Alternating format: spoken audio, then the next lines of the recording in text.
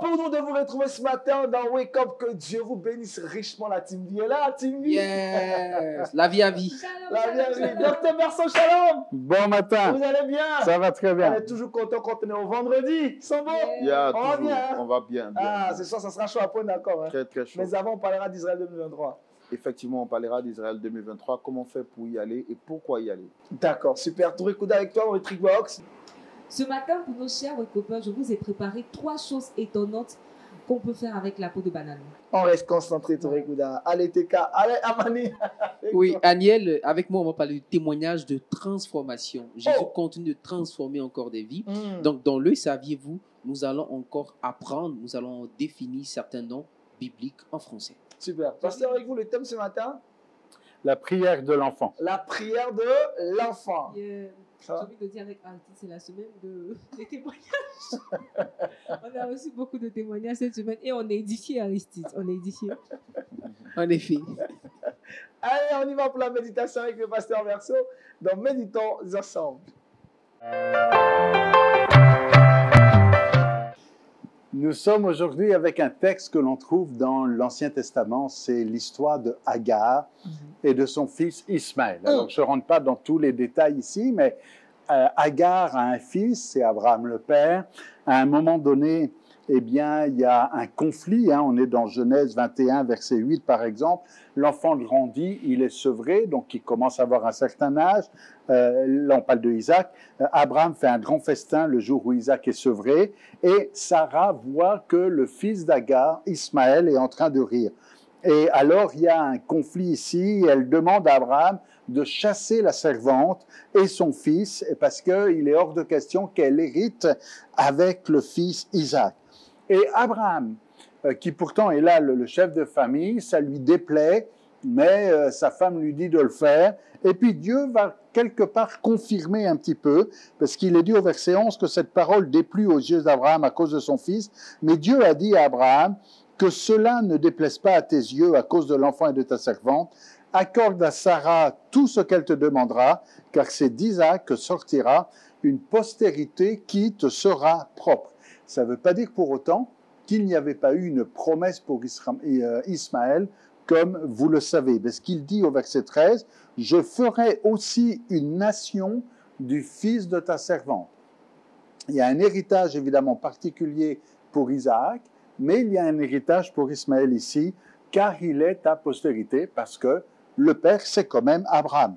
Alors, au verset 14, il est dit que de bon matin, Abraham wake up, il s'est levé de bon matin, c'est le bon matin ici, il prend du pain, il prend une outre d'eau, il donne un petit peu tout ce Agar a besoin, il lui donne de l'eau, on est quand même dans un pays désertique, il lui donne une outre d'eau, c'est quand même un bon volume d'eau ici, il donne ça à Agar, il place sur son épaule, il remet l'enfant, il la renvoie, et elle part, mais voilà qu'elle s'égare, c'est-à-dire elle se perd dans le désert de Beersheba.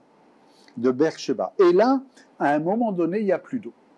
Et quand l'eau de l'outre fut épuisée, elle laisse l'enfant sous un petit arbre ici, un arbrisseau, et puis elle va s'asseoir ailleurs, à une portée, il est dit à une portée d'arc, vous voyez, quand on lance une flèche, donc elle est là à quelques dizaines de mètres, parce qu'elle se disait en elle-même que je ne vois pas mourir mon enfant.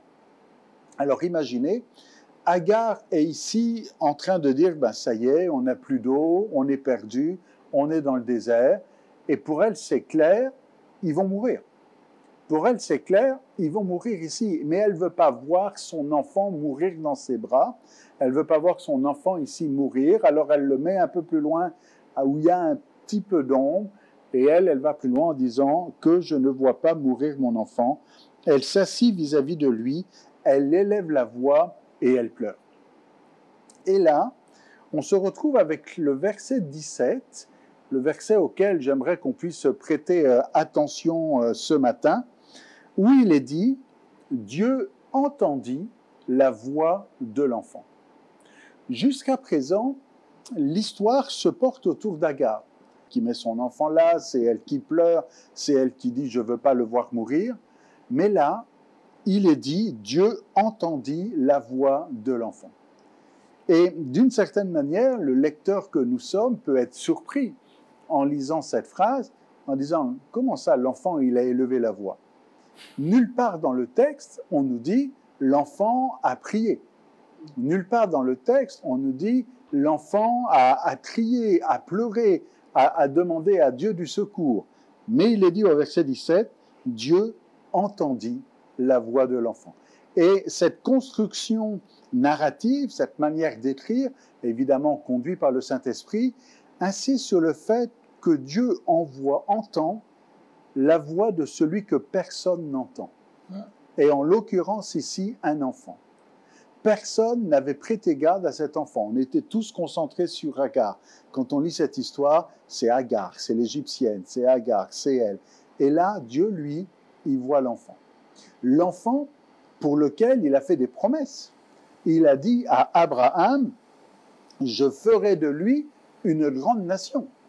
Dieu a fait une promesse. Comment cet enfant pourrait-il mourir dans le désert alors que Dieu a promis qu'il aurait une postérité et qu'à partir de lui, eh bien, il y aurait tout un peuple qui naîtrait. Dieu a entendu la voix de l'enfant. Ne faisons pas l'erreur aujourd'hui de mépriser l'enfant ou de ne pas entendre l'enfant, parce que Dieu, lui, il entend la voix de l'enfant. L'enfant qui est peut-être méprisé, qui est délaissé, c'est le petit, c'est celui qui ne sait pas. C'est pas l'homme de Dieu, c'est pas l'homme de prière. Ben, détrompez-vous. L'enfant ici, Dieu l'entend. Il ne nous est pas dit que Dieu a entendu la voix de Agar.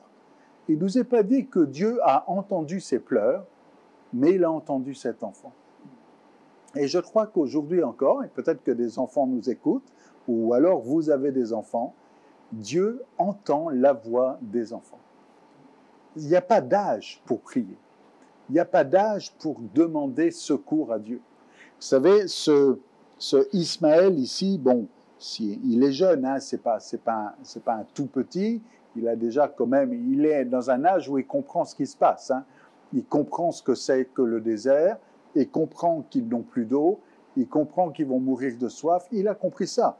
Il a compris aussi que son père l'a chassé avec sa mère et qu'ils se sont retrouvés dans le désert, alors qu'avant, il était là, dans la maison de son père, et qu'il savait qu'il manquerait de rien, parce que papa Abraham était là. Mais Dieu a entendu la voix de l'enfant, et il va répondre à la prière de cet enfant, puisque l'ange de Dieu appelle du ciel Agar, et va parler à Agar et lui dit « Qu'as-tu, Agar? Ne crains pas, car Dieu a entendu la voix de l'enfant dans le lieu où il est. » Et c'est d'autant plus dramatique que la mère n'a pas entendu son propre enfant.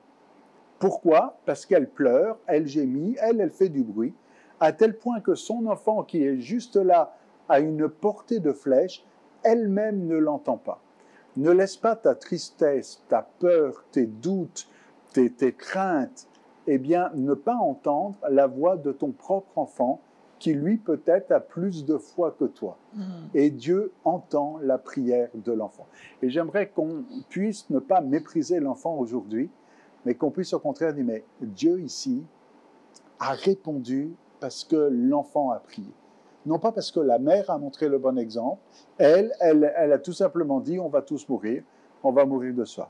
Mais Dieu a entendu, un ange est descendu, il a entendu l'enfant et il dit à Agar, lève-toi, prends l'enfant, saisis-le par ta main. On comprend que l'ange n'est pas allé parler directement à l'enfant, parce que l'enfant est peut-être encore trop jeune, mais il dit voilà, prends l'enfant et l'ange va faire la même promesse à Agar, ou peut-être va répéter ce qu'elle avait entendu, car je ferai de lui une grande nation. Et ça, c'est quelque chose qu'il faut bien faire attention. Quand Dieu a fait une promesse, ne crois pas que la promesse ne va pas s'accomplir parce qu'un problème arrive. On va dire, mais Dieu a promis qu'il serait une grande nation, mais là, on est en train de mourir dans le désert. Mais non, s'il a promis qu'il serait une grande nation, vous n'allez pas mourir dans le désert.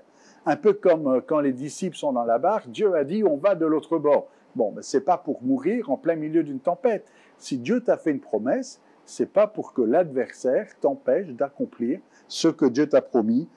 Je ferai de lui une grande nation. Et regardez le verset 19, on est toujours dans Genèse ici 21, le verset 19, « Et Dieu lui ouvrit les yeux. » Elle avait les yeux fermés d'une certaine manière. C'était là devant elle et elle ne le voyait pas. Dieu lui ouvrit les yeux et elle vit un puits d'eau. Et ça, c'est encore plus dramatique que de mourir de soif à côté d'un puits. En étant en train de pleurer et en disant « Mon fils va mourir, on va tous mourir, mais le puits est là. » Mais pourquoi est-ce qu'elle ne voit pas le puits? Parce qu'elle est là concentrée sur sa crainte, sur ses doutes, sur sa douleur, sur ses pleurs, sur son amertume, sur sa rancune. Seigneur, pourquoi est-ce qu'il m'arrive tout ça? Ne commets pas cette erreur d'être là aveuglé par tous ces sentiments qui pourraient être autour de toi, mais laisse Dieu t'ouvrir tes yeux, laisse Dieu ouvrir tes yeux afin que tu puisses voir le remède, la solution. Le puits est là, l'eau est là, et vous connaissez la fin de l'histoire. Dieu bénit cet enfant, va garder, protéger Agar, et cet enfant va effectivement obtenir les promesses que Dieu avait faites à Abraham. Ce qui est vrai pour cet enfant ici est vrai pour toi, est vrai peut-être pour un enfant qui est dans ta maison. Réjouis-toi, parce que Dieu entend aussi la prière de l'enfant. Merci, pasteur. Sambo, Dieu entend la prière de l'enfant. Quelle exhortation ce matin. Nous bénissons le Seigneur pour la vie du docteur Jonathan Berceau, qui pour moi c'est toujours un plaisir de l'écouter parce qu'il a cette simplicité de nous expliquer les Écritures avec des exemples terre à terre, avec l'exemple de Dieu entend la prière de l'enfant. Mais effectivement, le pasteur a dit des choses moi qui m'ont vraiment marqué. D'abord, Agar, qui n'arrivait pas à voir le puits d'eau qui était juste à ses côtés, et simplement parce qu'elle était en train de se plaindre, parce qu'elle était en train de murmurer. Quelqu'un avait pour habitude de dire que lorsqu'on dit murmure, c'est 2 fois mur. Donc le plus nous murmurons, le plus nous élevons des barrières en face de nous qui nous empêchent de voir la solution que Dieu veut pour nous. Et deuxièmement, quand il parle de l'enfant qui était là, dont Dieu a entendu la prière, ça me fait rappeler quand le Seigneur disait « Laissez venir à moi les petits-enfants, car le royaume des cieux leur est semblable. » Aujourd'hui, nous minimisons, nous sous-estimons les enfants, mais ils transportent avec eux un pouvoir, une puissance de la part de Dieu. Moi, par exemple, il m'arrive chaque semaine ou chaque mois de me mettre à genoux et de demander à mes enfants de prier pour moi. Je le fais constamment. Quand je suis face à des challenges, à des difficultés, je me mets en face de mes enfants ou à genoux, puis je leur demande de tendre la main et de prier pour moi. Et ils prient pour moi. Et la dernière dit « Protège mon papa, donne-lui beaucoup d'argent. » Et quand c'est comme ça, Dieu exauce et puis je pense que les bonnes choses arrivent. Amen. Touré Kouda. Oui, aujourd'hui, on se rend compte que les enfants sont de plus en plus considérés, j'ai envie de dire, dans nos églises. Autrefois, c'était un ministère qu'on minimisait, mais aujourd'hui, des organisations, des ONG travaillent au milieu des enfants parce qu'ils comprennent que Dieu a un plan pour ces enfants-là. Et si dès le bas âge, on ne les consacre pas, j'ai envie de dire au Seigneur, l'ennemi les détourne et il les utilise pour être des agents aujourd'hui dans la société. Le diable n'attend pas que tu aies 15 ans, 20 ans ou 30 ans. Même quand tu es tout petit, tu peux être source de troubles pour ta famille, tu peux travailler pour le royaume de l'ennemi. Donc, ça fait plaisir de voir qu'aujourd'hui, dans nos églises, dans notre société, il y a des organisations qui s'intéressent à ces enfants-là afin que ces enfants puissent être, j'ai envie de dire, des lumières dans le monde, avec le Seigneur. Amani. Oui, Aniel, tout de suite, la pensée qui me vient, c'est, je dirais, ce sont les parents qui vont au culte laissant leurs enfants à la maison, sous prétexte que l'enfant me fatigue. Pourtant, dans ce verset, on comprend par le témoignage que Dieu a exaucé. Il a entendu la voix de l'enfant et il a exaucé. Donc, c'est tellement dit aux parents de ne pas laisser leurs enfants à la maison. Il faut enseigner l'enfant la voix du Seigneur, il faut l'emmener dans la présence de Dieu parce que c'est pendant qu'il est encore petit qu'il faut apprendre à connaître le Seigneur Jésus-Christ. Et quand il grandira, il ne s'en détournera pas. Donc, dit aux parents de venir avec les enfants à l'église, c'est très important. Il ne faut pas les laisser à la maison. Pasteur, comment les parents doivent initier les enfants à la prière, à une vie de sensibilité à la voix du Saint-Esprit? Peut-être tout simplement en les voyant comme Dieu les voit, en réalisant comment Dieu les apprécie. Je veux dire, là, Dieu ne dit pas c'est un enfant, je n'écoute pas. C'est un enfant, il écoute. C'est un adulte, il écoute. C'est un étranger, il écoute. Mais il n'y a pas quelqu'un, une catégorie comme ça de la société qui est méprisée ou qui n'est pas assez bien ou assez connaissant. Et si on réalise la valeur, Jésus dit, si vous scandalisez l'un de ces plus petits, il vaut mieux qu'on vous mette un gros caillou autour du cou et qu'on vous jette au fond de la mer. Ils ont de la valeur. Et quand on réalise que ces petits ont de la valeur pour les yeux du Père et puis pour Jésus, eh bien nous aussi, on doit les valoriser à nos yeux, les aimer, les instruire. Évidemment, un enfant ne va pas comprendre comme un adulte. Il y a des choses qu'il comprend, il y a des choses qu'il ne comprend pas. Mais il ne faut pas les écarter des voies de Dieu. Au contraire, il faut les instruire, les encourager, les aimer, prier avec eux, chanter avec eux, avoir un culte de famille si c'est possible, ne pas dire, donner l'impression, l'église c'est pas pour les enfants, Dieu c'est pas pour les enfants. Non, c'est aussi pour les enfants. Et il y a des histoires dans l'évangile où on voit Jésus qui accueille les petits-enfants. Et donc, instruire l'enfant dès sa jeunesse et lui montrer que Dieu l'aime dès sa jeunesse. Et de ne pas présenter Dieu comme étant le grand méchant qui va punir, mais comme étant au contraire celui qui l'aime et celui qui veut être son ami. Amen. Agnès, est-ce que je peux poser une question? Vas-y. Pasteur, c'est vrai qu'on a parlé des enfants, mais dans ce cas de figure, en fait, l'enfant aussi est considéré comme quelqu'un qui est en manque de prise de décision, de pouvoir, d'autorité. Est-ce qu'on pourrait faire un rapprochement avec les personnes qui ont un certain pouvoir et qui usent ce pouvoir pour brimer les autres personnes qui n'ont pas le même pouvoir que elles? En termes d'abus de pouvoir, oui, on peut certainement faire le parallèle, mais maintenant, un enfant, ça reste un enfant. Un enfant, on le prend par la main, on le conduit, on le dirige, ce n'est pas de l'abus de pouvoir. Je veux dire, les parents ont un rôle pour éduquer, pour corriger, et donc, il ne faut pas faire de l'enfant un adulte. L'enfant reste un enfant. Mais ce n'est pas parce qu'il est un enfant qu'il ne faut pas lui présenter les voies du Seigneur.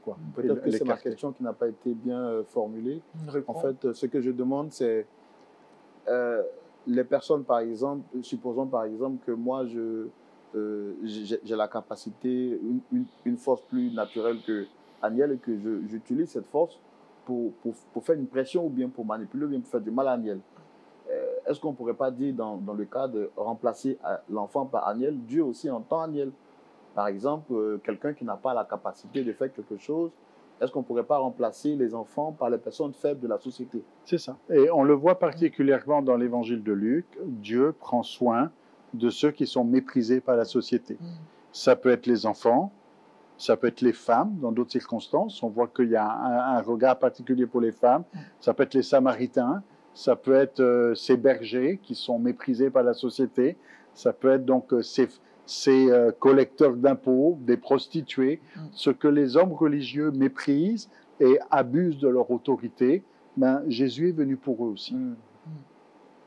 Parce que vous allez prier pour nous ce matin, prier que Dieu nous aide à considérer les enfants et à les instruire selon la voie qu'ils doivent suivre, afin qu'ils ne s'en détournent pas quand ils seront grands. Amen.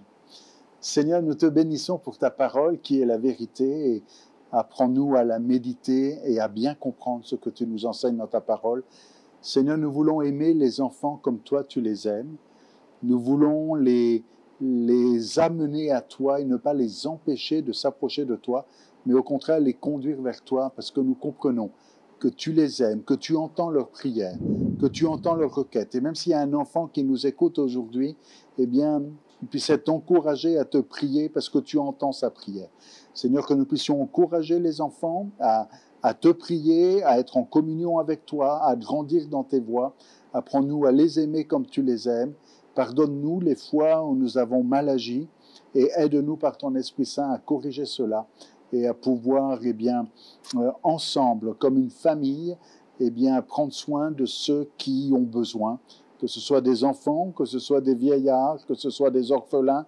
Seigneur, nous voulons aimer ceux qui sont autour de nous, comme toi tu les aimes.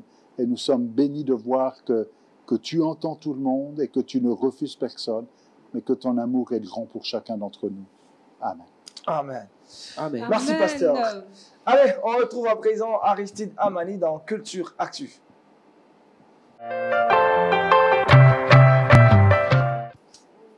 L'homme des témoignages. Cette semaine-là. La semaine des témoignages. On a reçu beaucoup oui, de il faut témoignages dire que avec Dieu Aristide. est toujours à l'œuvre. Yeah. Dieu continue de transformer ses enfants. C'est pour cause de sécurité, celui dont le témoignage sera dit tout à l'heure a été changé. Donc, nous allons l'appeler certainement Fernando. Voilà. Vous savez, Fernando, dès l'âge de 8 ans, sa vie a été une vie vraiment une vie difficile avec les parents. Donc, il a gardé en cœur la haine, la colère et la vengeance contre non seulement ses parents, mais tous ceux qu'il voyait autour de lui, il leur faisait du mal. C'est ce qui a occasionné je dirais, cette mauvaise voie. Déjà à l'âge de 16 ans, il va rejoindre un groupe de gangsters. Et avec ce groupe de gangsters, il se mettait à faire du mal à toutes les personnes qu'il voyait sur son chemin. Parce que pour lui, à part lui seul, personne ne doit vivre. Il n'avait pas d'amour autour de lui. Ses frères et ses parents ne lui apportaient pas l'amour dont il avait besoin. Donc, du coup, il s'est mis avec des personnes qui faisaient du mal, des gangsters.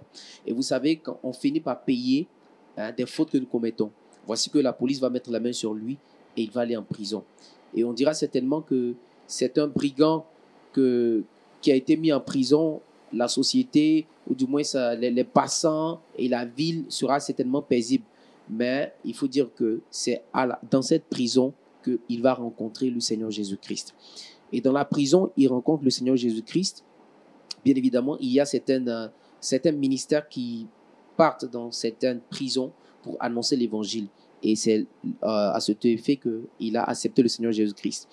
Et quelque temps plus tard, Dieu, par sa grâce, a permis qu'il sorte de prison. Et sorti de prison, aujourd'hui, il a 37 ans, il est devenu pasteur. Alléluia. Et en plus d'être pasteur, selon son témoignage, ce qui m'a le plus marqué, il est allé non seulement ceux à qui il a fait du mal, il est allé vers eux pour se repentir. Oh. Et en plus de la repentance, il leur a encore prêché l'évangile.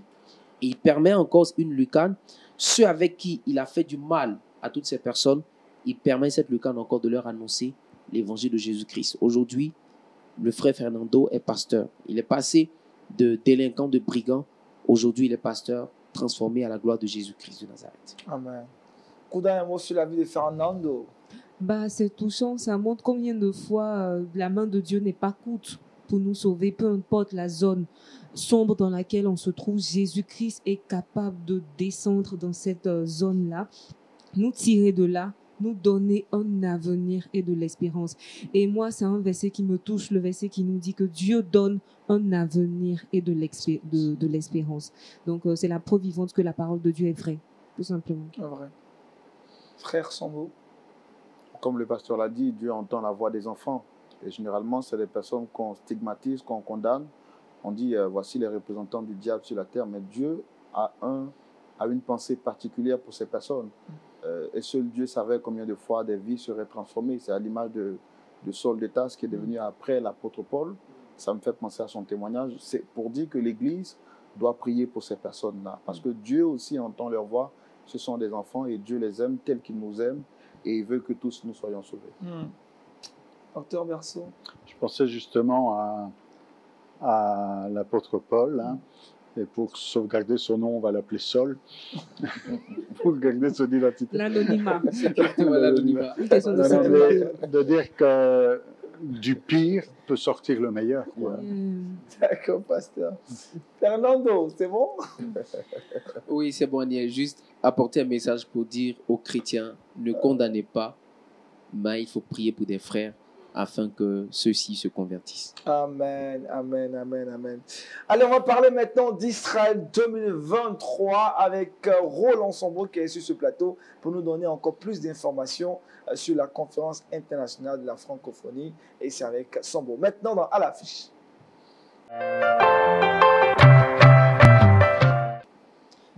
Agnès, j'ai une question rapidement à notre cher invité du jour. Sombo, quand est-ce que tu invites la Team V à un point d'accord? Parce qu'il vient sur le plateau de Wake Up, mais jamais il nous a reçus sur son plateau. Donc, Oui, mais point d'accord le plateau de point d'accord est ouvert. Moi, je serais très heureux de recevoir Agnès et la Team V. Quand vous aurez fait quelque chose de sérieux et de grave. Non, mais juste pour venir assister Pasteur Sombo. On vient pour assister Pasteur Choumou, du moins. Voilà. Non, mais je pense que Agnès peut convoquer Kouda parce que bon, je sais jamais. Il a appliqué une astuce qui n'a pas fonctionné. Sûrement, il a une astuce qui n'a pas fonctionné. Donc Kouda peut le convoquer. Et on va trouver Pasteur Choumou. On va trouver un point d'accord. On va trouver un point d'accord. Allez, revenons donc à notre sujet. Israël 2023, messieurs. Israël 2023, c'est le programme que Dieu, par sa grâce, organise au travers de Lumière du Monde Télévision. C'est un moment à ne pas manquer. Depuis maintenant quelques temps, nous parlons de ce programme. Et je sais que si vous êtes habitué à la matinale de Lumière du Monde Télévision, ou même déjà sous vos antennes, vous voyez déjà le spot qui est véhiculé. Et c'est pour dire que tout est déjà préparé, tout est fin prêt pour vous recevoir en Israël. Ce sera du 28 septembre au 6 octobre 2023.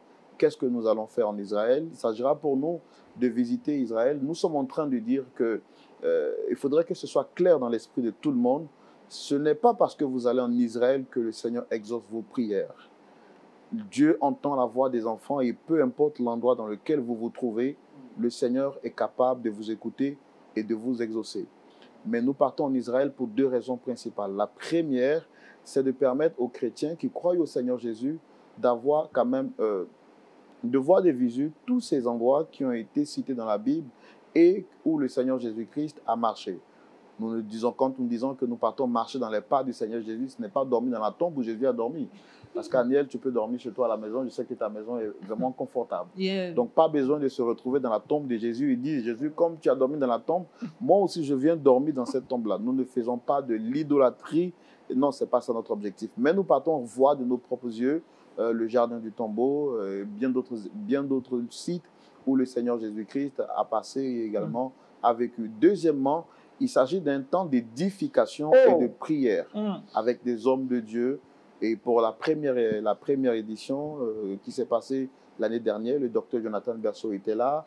Et justement, c'est avec beaucoup de plaisir que quand nous étions en train de visiter les différents sites, il nous expliquait à l'image, je veux dire à l'origine de la parole de Dieu, comment comprendre de façon contextuelle ces sites, qu'est-ce que ça représente pour nous aujourd'hui, quel est l'impact, quelle est la valeur spirituelle pour le chrétien. C'est bon d'être chrétien, mais il faut aussi être un chrétien cultivé. Il ne faut pas être un chrétien qui croit pour croire, mais il faut être un chrétien qui sait, quand on parle de la chambre haute, qu'est-ce que ça représente dans la vie du chrétien et quelle est aujourd'hui la symbolique de la chambre haute.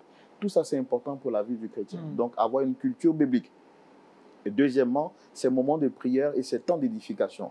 Et le corps de Christ réunit toute la francophonie pour prier pour un seul objectif, prier pour que le réveil de la francophonie soit manifeste et que le Seigneur Jésus-Christ apporte une véritable conversion dans le cœur, comme il a dit, des Fernando bis qui sont encore dans le monde, qu'on ne connaît pas. Ces prostituées, ces personnes qui ne connaissent pas le Seigneur, nous ne les condamnons pas. Notre rôle en tant qu'Église, c'est de prier pour eux et de prier pour un réveil véritable au niveau de la francophonie. Donc nous serons en Israël du 28 au 6 octobre pour implorer la grâce de Dieu, demander la faveur de Dieu. C'est également un moment de réseautage entre chrétiens de la francophonie et également les hommes d'affaires chrétiens en Israël. La première édition, il y a eu donc cette connexion entre les hommes d'affaires de notre délégation et puis la chambre de commerce en Israël. Cette année également, il y aura cette connexion-là qui se fera entre les hommes d'affaires chrétiens francophones. Ce sera donc un moment de réseautage. Vous êtes invités donc à participer à ce moment-là. Et puis, je pense que le Seigneur nous fera du bien. Nous voulons encore une fois de plus insister là maintenant pour vous dire que les inscriptions ont débuté et se poursuivent jusqu'au 31 juillet prochain. Donc, vous avez ce mois, le mois d'après, jusqu'au mois de juillet pour vous préparer. Ne faites pas comme Agar. Agar regardait ses problèmes, elle commençait à pleurer. Elle disait, Seigneur, tu m'as abandonné. Si vous avez la foi, le Seigneur va vous exaucer. Et Dieu a passé par le modèle de l'enfant pour faire comprendre à Agar que tu n'as pas besoin de t'inquiéter parce que mon Dieu, je prends soin de toi. Il suffit seulement de demander comme l'enfant et je le ferai. si tu as envie d'aller en Israël, il faut juste avoir la foi en Dieu. D'abord, il faut appeler les numéros qui s'affichent juste au bas de l'écran pour connaître quelles sont les modalités de paiement et quels sont les prix. Et par la suite, recommander ça au Seigneur. Dieu est capable de le faire. S'il a donné à Agar, dans le désert, de l'eau, et s'il a exaucé la prière de l'enfant, ce n'est pas à toi qui ne pourra pas faire ce miracle-là. Il faut juste avoir la volonté, il faut juste également avoir la foi, et je crois que le Seigneur Jésus-Christ le fera. Dépêchez-vous de vous inscrire. Le nombre de places est vraiment limité, et je crois que nous nous retrouverons en Israël pour ce temps d'édification-là. Super, Mister Samboa, vous avez toutes les infos pour aller en Israël. Et cette année encore, c'est dire que les gens ont la possibilité de commencer à faire des versements et s'inscrire de façon par modalité, petit à petit, comme ça. Oui, petit à petit, donc vous avez la possibilité de vous inscrire. C'est pourquoi cette année, nous avons lancé le voyage un peu plus vite pour que vous puissiez donc vous inscrire dès maintenant. Vous pouvez payer à votre rythme jusqu'à ce que vous puissiez solder et puis on se retrouvera. Ce que nous rappelons, c'est que quand nous irons en Israël, votre sécurité, votre hébergement, et tout ça est pris en compte. La nourriture, tout est vraiment pris en compte. L'une des choses que j'aime, c'est certes les moments d'édification, mais là-bas, on mange très bien et nous sommes très bien logés. On mange le matin, on mange à midi, on mange le soir. Le docteur Berceau ne me dira pas le contraire. En tout cas, Aniel Conan aussi ne pourra pas me dire le contraire. Docteur Berceau, vous étiez avec nous. Hein. Combien de fois Docteur Berceau a été précieux dans ce grand reportage qu'on a pu faire. Ses connaissances sur Israël sont extraordinaires et j'ai vraiment aimé le temps qu'on a passé à Qumran. Hein, j'ai pensé qu'il était juif en fait. Ah oui, parce qu'il nous a tellement de bonnes informations. Parce que Jonathan en hébreu, c'est Dieu a donné. Dieu a donné. Nathan, Dieu. Enfin, donc c'est du coup Docteur Jonathan Berceau, vous comprenez, hein, il a des origines juives. Hein.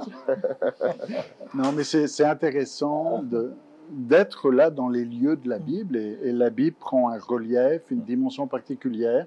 C'est pas juste une histoire, c'est là, c'est la mer de Galilée est juste devant nous, telle ville est juste là et ça permet de comprendre et de réaliser que ces histoires de la Bible, c'est pas des histoires pour enfants, mais c'est vraiment réalisé, quoi. Pas des histoires pour enfants. Hein. Ouais, et puis on a chanté un dernier chant, c'était lors de la fête des tabernacles. Sukkot. On a vu la fête de Sukkot. Il y avait, je pense que là, tout Israël était sorti. Et on a chanté Evenu Shalom Alechem. Oui, il nous a appris cette chanson. Evenu Shalom Alechem, nous vous annonçons la paix. Enfin, un petit acapella. Evenu Shalom Alechem, Evenu Shalom Alechem, Evenu Shalom Alechem, Evenu Shalom, Shalom, Shalom Alechem. Il faut être en Israël pour connaître ce chant. Il y a beaucoup d'autres chants qu'on va vous apprendre et ce sera vraiment magnifique. Le groupe de louanges Or Olam sera là pour chanter et adorer le Seigneur. Là, on peut être plus précis. Bon, je ne suis pas hébreu, donc... la subtilité, la prononciation. Merci, Sambo. Ouais. Allez, on retrouve Touré Kouda dans le Trickbox.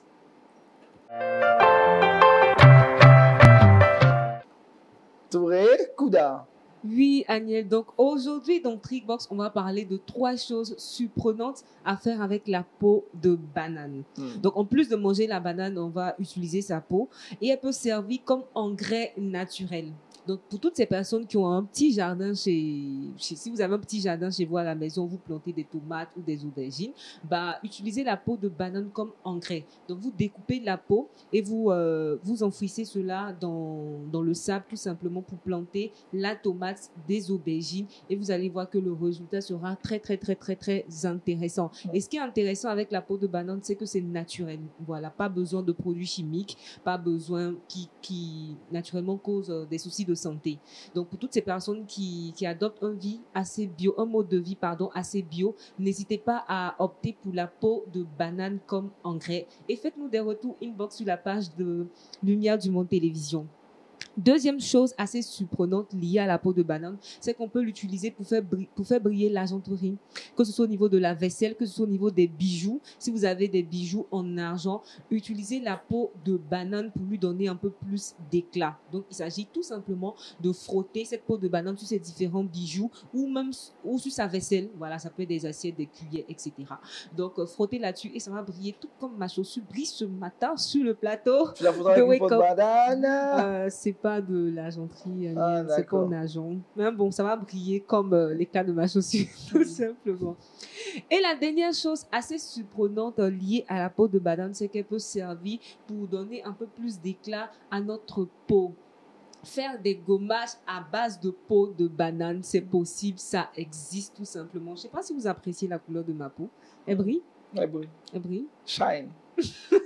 Shine. C'est du marron placard. Un marron placard. Ok, donc n'hésitez pas à appliquer cela. Ça donne des résultats assez rapides, c'est naturel. Donc prenez plusieurs pots de banane.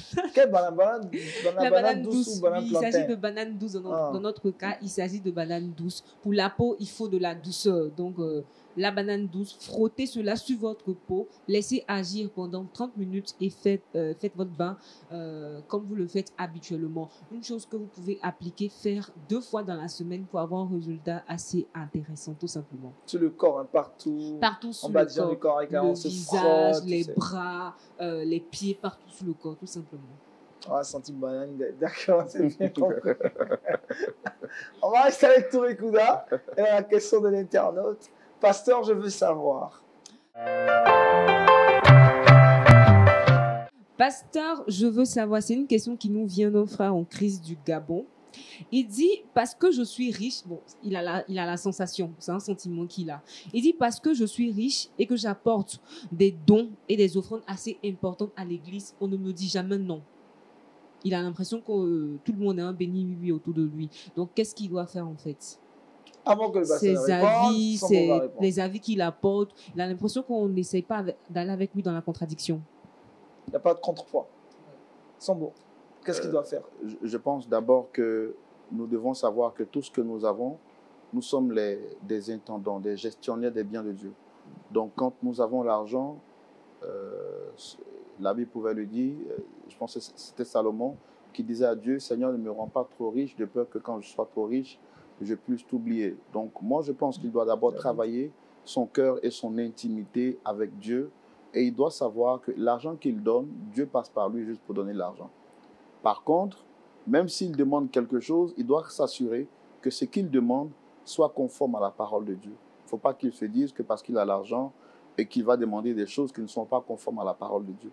Qu'il sache qu'à la fin de tout ce qu'il fait, il aura un jugement que le Seigneur va lui donner et Dieu va lui demander des comptes pour tout ce qu'il aura fait sur cette terre des hommes. Donc, qu'il n'oublie pas d'avoir une attitude qui soit proportionnelle à la parole de Dieu. En soi, ce n'est pas le monde qui va le juger, ou ce n'est pas les pasteurs ou les frères en Christ qui vont le juger. Il y a un jugement qui l'attend à la fin, qui lui sera donné par le Seigneur Jésus. Donc lui-même, qu'il éprouve d'abord ses propres voies et qu'il sache que Dieu voit tout.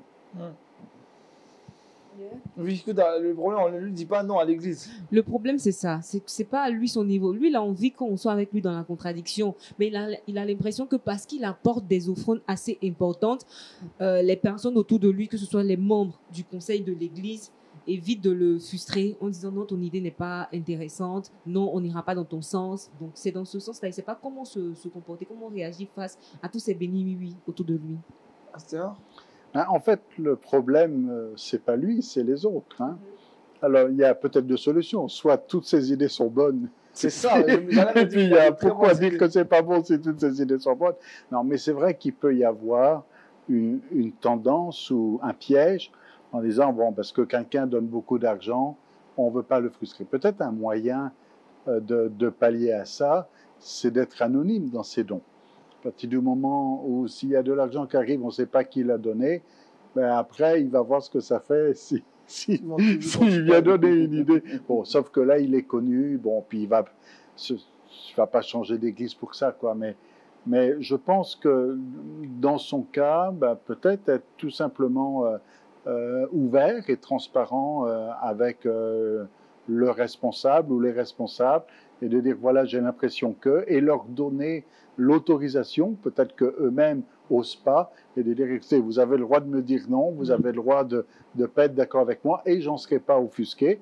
Puis peut-être qu'une fois qu'il aura donné cette autorisation, il va voir d'autres réponses. D'autres réponses, ça c'est bon. Soit opter pour l'anonymat, ou donner l'autorisation en le disant clairement. Ok, je pense qu'Aristide a un coup de cœur pour l'anonymat.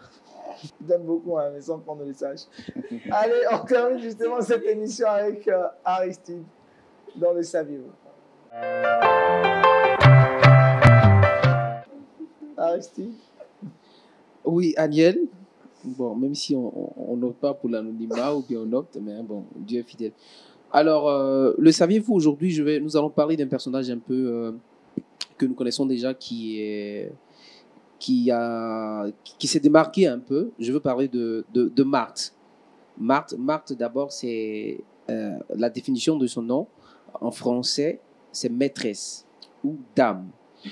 Marthe, que nous connaissons, c'est la sœur de Lazare et qui a été un témoin de la résurrection de Lazare après qu'il soit après la maladie, après qu'il soit enterré. Quand nous lisons le livre bien sûr de Jean 11. Et dans l'attitude de Marthe, c'est vrai que quelque part, quand on parle de Marthe, on se réfère un peu à l'histoire où Marthe s'est laissée distraite lorsqu'elle était avec Marie, était en train de préparer, où le Seigneur a dit quelque part que l'autre a choisi la bonne part. Mais de Marthe, ce qu'il faut comprendre et ce que je vais vous donner comme attitude qu'il faut certainement adopter dans notre vie au quotidien, c'est que Marthe, elle était une femme serviable. On retrouve Marthe pendant que les disciples et Jésus-Christ sont en train de souper quelque part. On voit Marthe en train de servir de la nourriture aux disciples. Donc, voici l'une des attitudes que je voudrais que chacun de nous puisse adopter dans notre marche chrétien. Il faut être serviable partout et dans tous les domaines de notre vie. Merci Amani pour cette qualité de Marthe révélée, être serviable. Pasteur, sur Marthe, un mot à dire sur Marthe? Oh, il y a toute une prédication, on va dire souvent. Très rapidement sur sa qualité de service, de serviabilité. C'est ça. On a trop réduit Marthe à cette phrase, tu t'inquiètes, tu t'agites pour peu de choses, et Marie a choisi la bonne part. Ça ne veut pas dire pour autant qu'elle n'a pas tort de faire ce qu'elle fait. C'est juste que des fois, il faut mettre une priorité. Donc, il ne faut pas dire non, non, moi j'ai choisi la bonne part, je suis juste au pied de Jésus et j'écoute et je fais rien. Il faut un équilibre. Il y a un temps, et là, Marthe n'a pas su comprendre le temps et le moment. C'était pas le temps de s'agiter et de s'inquiéter, mais il y a un temps où il faut faire à manger et il y a un temps où il faut être là, paisible dans la présence de Dieu. Voilà qui est bien clair. Touré Kouda, le verset boussole. Le verset boussole se trouve dans le livre de Genèse 21, le verset 17. Dieu entendit la voix de l'enfant et l'ange de Dieu appela du ciel Agar. Voilà qui est bien clair, le Seigneur a entendu la voix de l'enfant et il s'est révélé à Agar. Et la suite, vous la connaissez, il y a eu donc un puits, Dieu a exaucé leur prière. Son mot, merci. Ce soir, 20h, point d'accord. Je vous j'invite le docteur Berceau, j'invite la team. La team vie. À l'émission Point d'accord et ça sera bon. Le pasteur Chumo vous y attend. Le pasteur Sagesse vous y attend. Merci docteur Berceau. On termine en beauté cette semaine avec vous. Vous avez été présent. Merci pour toutes ces prédications, ces méditations, on va dire, qui nous ont fait grand bien. Dans l'introduction, vous disiez, c'est vendredi. Enfin, il y a une chaîne de restaurants aux États-Unis. Ça s'appelle Thanks God, donc Dieu merci, it's Friday. C'est vendredi. Dieu merci, c'est vendredi. Bon, ils sont contents, c'est vendredi. Merci, docteur. Touré Kouda, tu veux saluer quelqu'un personnellement, particulièrement, vas-y. Oui, je veux saluer une sœur. Oui, ma caméra est juste là. Donc, je veux saluer une sœur qui nous suit du Togo. Voilà, elle m'écrit beaucoup sur Facebook. Voilà, elle dit qu'elle adore mes astuces et tout. C'est la sœur Walama, donc je te fais un gros coucou. Allez, shalom à tous les amis du Togo. Et puis, on rappelle que le docteur Berceau vient du Togo. Et la Fata. J'ai de la famille aussi au Togo. Oui, moi aussi, j'ai un côté togolais, on rappelle. On peut dire comme ça. Donc, j'ai de la famille au Togo. Tu as 3 côtés, quoi. On a connu deux. Comment Amani, tu salues des gens? Alors, je voudrais saluer toute la famille Amani, la famille Kouassi et la servante de Dieu, prophétesse Dorcas. Merci infiniment. Tu salues beaucoup ta prophétesse. Tu veux saluer particulièrement Oui, je salue mon épouse et mes 3 merveilleux enfants. Wow. Et puis, je fais un coucou à tous ceux ou celles qui suivent l'émission depuis le Togo, parce que notre pasteur vient du Togo. Que Dieu vous bénisse et que sa grâce soit avec vous. Émission spéciale Togo. Émission spéciale Togo. Togo. Allez, shalom, Shalom. bonne journée. On dira aussi que n'oubliez pas ce soir, 20h, point d'accord. Au revoir.